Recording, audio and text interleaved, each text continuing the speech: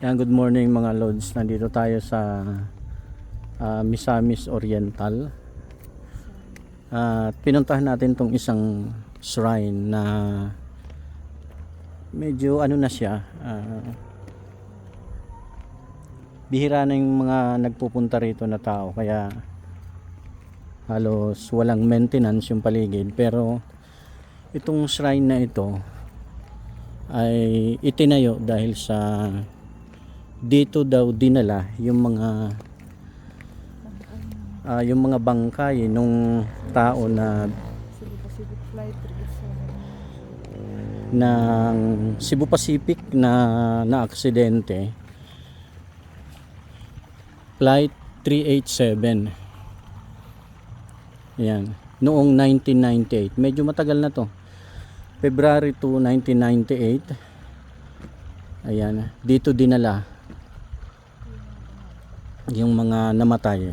So lahat ng sakay ng eroplano ng Cebu Pacific flight 387 ay namatay at walang natira, pati pilot, crew at passenger. So ito lahat yung mga pangalan ng mga naging biktima, itong nakasulat na to. Yan.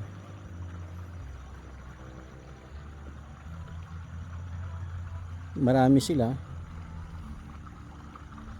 1, 2, 3, 4, 5, 6, 7, 8, 9, 10, 11. 1, 2, 3, 4, 5, 6, 7, 8. So kulang-kulang isang daang katao o mahigit pa.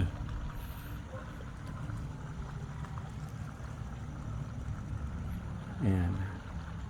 So pinuntahan lang namin para at least makita ng malapitan.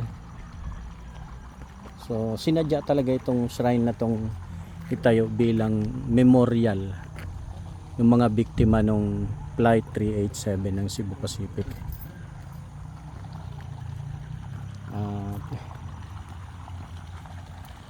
Doon nga pala guys na aksidente yung eroplano, yung bundok na yan. Hindi lang siya makita kasi natatakpan ng pag. Yan.